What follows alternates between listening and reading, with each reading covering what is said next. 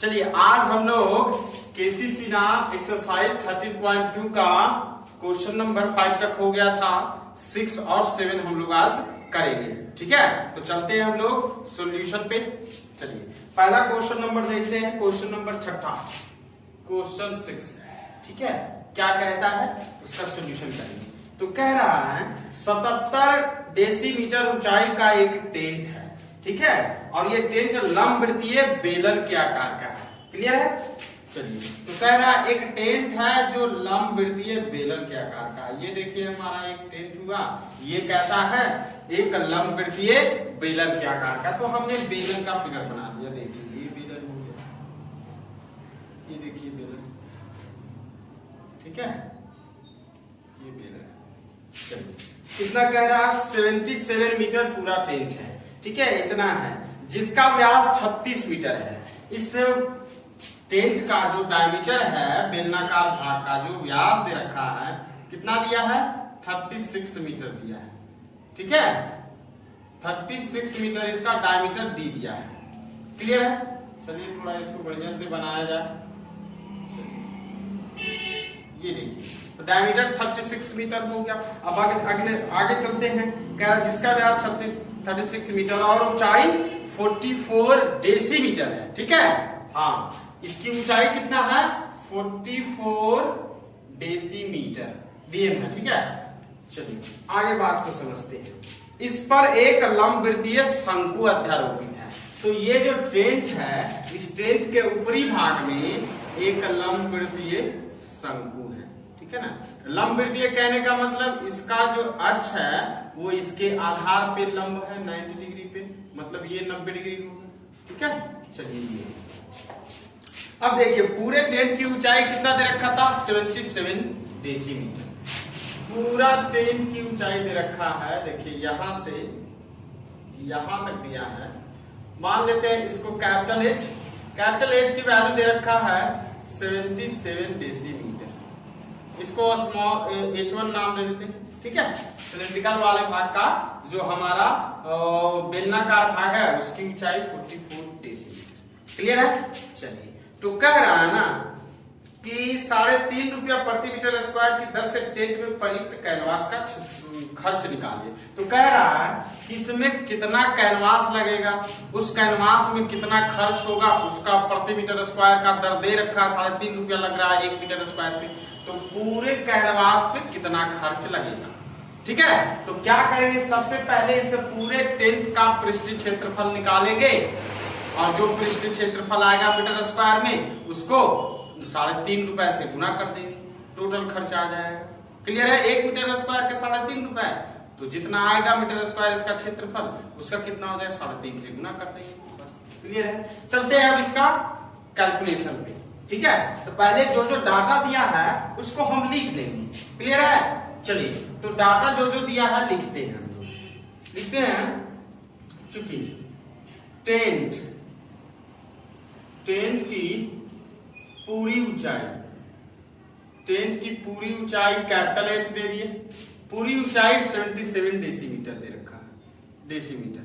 ठीक है, तो हम क्या करते हैं, डेसीमीटर वाले को मीटर में चेंज कर देते हैं। ठीक है, क्योंकि हमारा खर्च मीटर स्क्वायर में दिया हुआ है तो इसको मीटर में बदलना होगा, तो इसको मीटर में बदल देते हैं। तो देखिए इसको मीटर में बदलेंगे तो कितना हो, 77 क्या हो जाएगा, 77/10 से भागा देंगे, क्योंकि 1 मीटर बराबर 10 डेसीमीटर होता है। अब 10 से भागा देंगे तब टोटल मीटर आ जाएगा।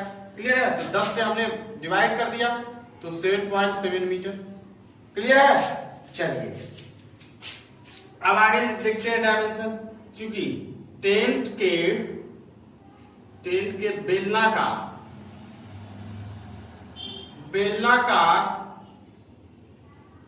भाग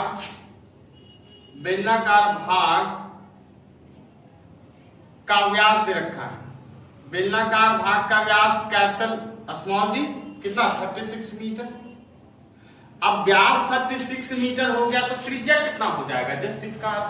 ठीक है, तो बेलनाकार भाग का त्रिज्या कितना हो जाएगा, त्रिज्या को हमने r कह दिया तो कितना हो जाएगा, 36/2, ये हो गया 18, मतलब 18 मीटर। क्लियर है। तो त्रिज्या ये हो गया। अब बेलनाकार भाग की ऊंचाई दे रखा है तो उसको निकाल लेते हैं। बेलनाकार भाग की ऊंचाई h1, बेलनाकार भाग की ऊंचाई h1 कितना हो गया 44 डेसीमीटर दिया हुआ। फिर उसी प्रकार से इसको हम मीटर में चेंज करेंगे तो क्या हो जाएगा 44/10 डिवाइड करेंगे ना, इसको डिवाइड करेंगे तो 44/10 से जब इसको डिवाइड करेंगे तो 4.4 मीटर आएगा ना, कितना मीटर आएगा, चलिए कितना मीटर हो गया 4.4 मीटर। चलिए अब आगे की तरफ बढ़ते हैं, इतना हो गया।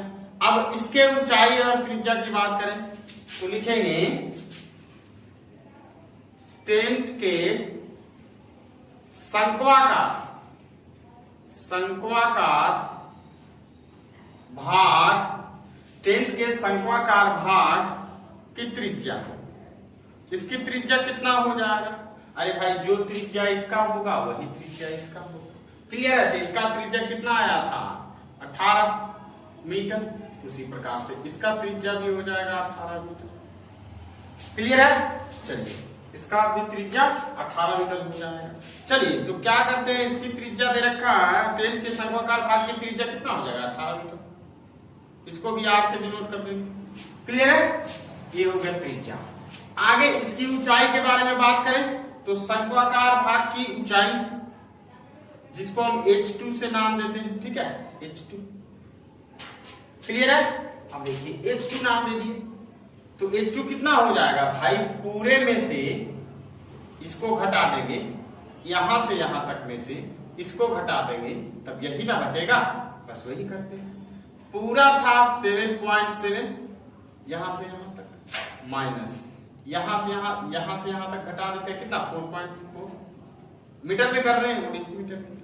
चलिए तो घटाएंगे कितना आ जाएगा 3.3 मीटर, ये टोटल मेजरमेंट आ गया, क्लियर है। एज कितना आ गया 3.3 मीटर।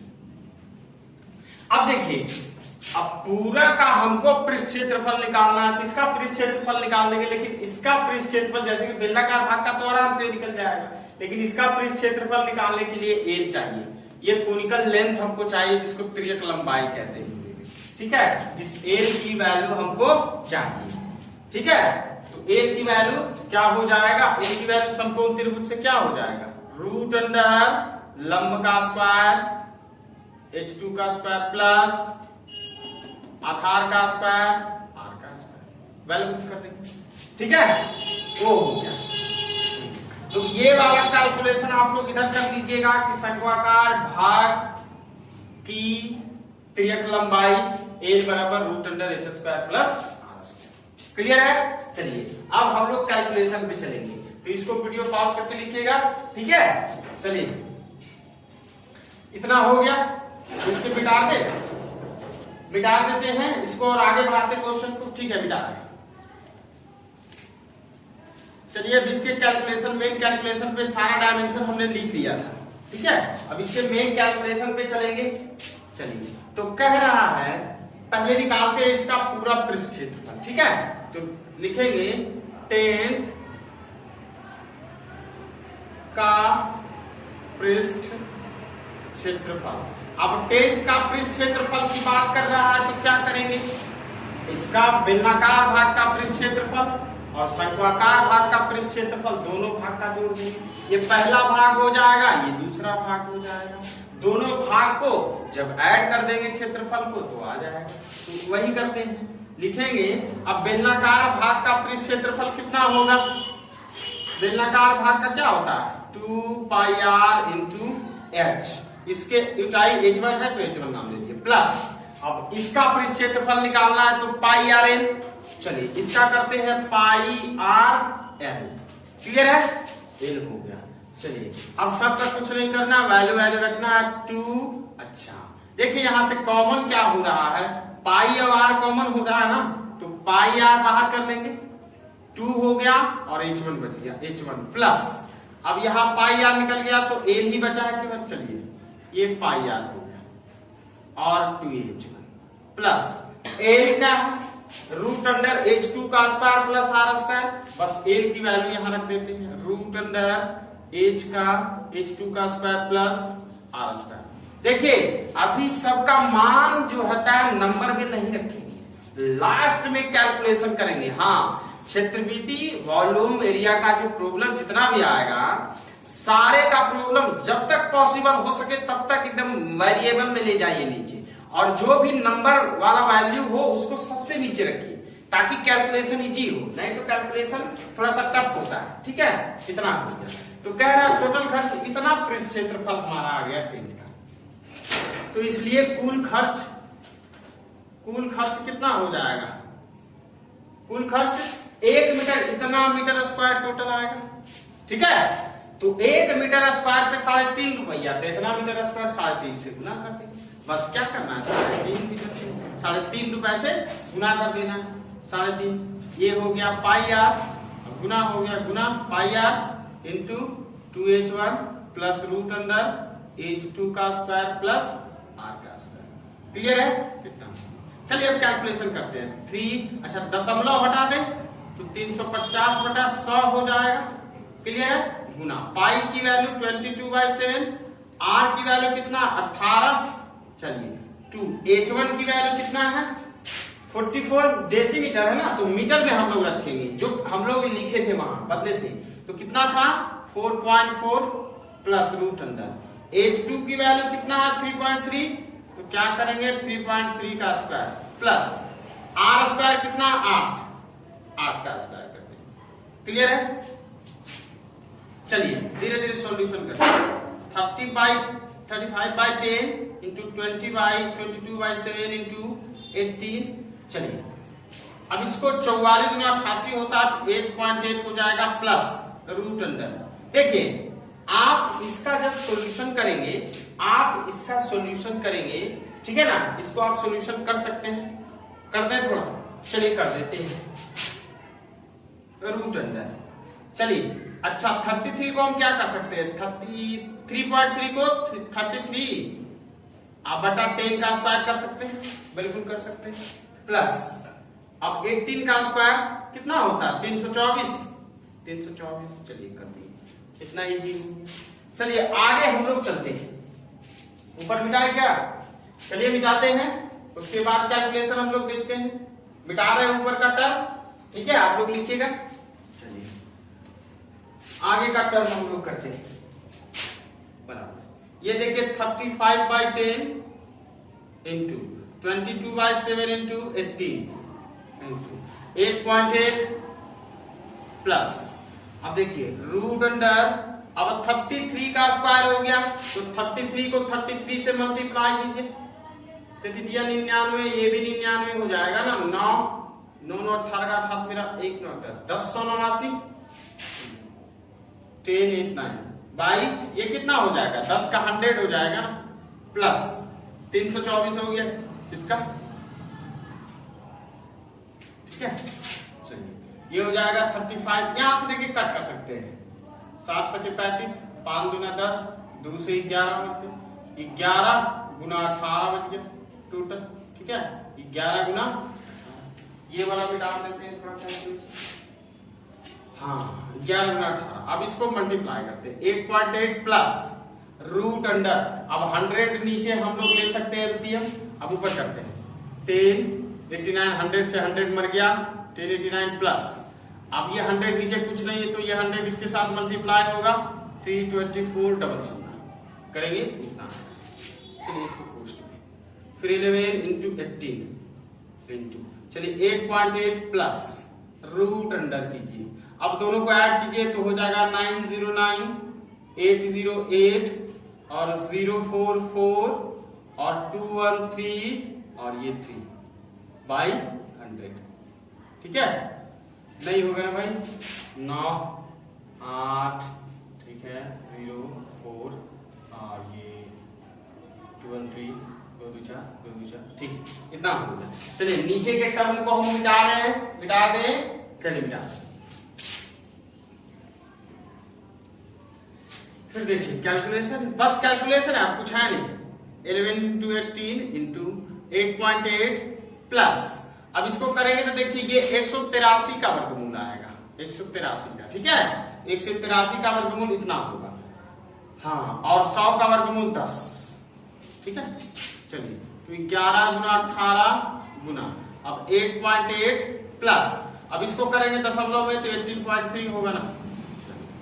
11 गुना 18 गुना, अब दोनों को ऐड कीजिए तो 8 3 11 के 1 हाथ मेरा 1, 8 8 16 17 के 7 हाथ मेरा 1 1 2 27/1। अब देखिए इसको क्या कर सकते हैं, दशमलव को नीचे रख सकते हैं ना। अब सबको गुना कीजिए, 18 गुना 11 हो जाएगा 18 18, 8 हो जाएगा 9 हो जाएगा 1 हो जाएगा, और 271 से और गुना करना है। चलिए करते हैं, 8 9 1 7 8 56 का 6 मेरा 5, और 7 9 63 63 और 5 68 के 8 हाथ मेरा 6, 7 6 13। चलिए 2 से मल्टीप्लाई कीजिए, 8 गुना 16 के 6 हाथ मेरा 1, 9 गुना 18 गुना इसके 9 हाथ मेरा 1 2 1 3, इतना ही होगा भाई। हाँ 1.5 300 और 150। ठीक, चलिए 8 हो जाएगा, 9 6 15 के 5 हाथ मेरा 1 बच गया, 8 1 9 9 6 15 16 6 हाथ मेरा 1 9 3 12 13 3 हाथ मेरा 1 3 1 4 1 5। ठीक है, तो इतना आया टोटल 5365/10। अब 10 से जब इसको भागा करेंगे भाई 1 0 है तो 1 दशमलव बैठा दो, 5365.8 रुपए इतना। अब देखिए टोटल खर्च आंसर क्या दिया है हमारा, 6 नंबर का आंसर दिया है 5365.80 रुपए, बिल्कुल सही है, ये हुआ आंसर। ठीक है, चलिए आंसर हुआ। चलिए आप लोग वीडियो को पॉज करके आप लोग लिखेंगे। ठीक है, चलिए आप लोग लिख लिए।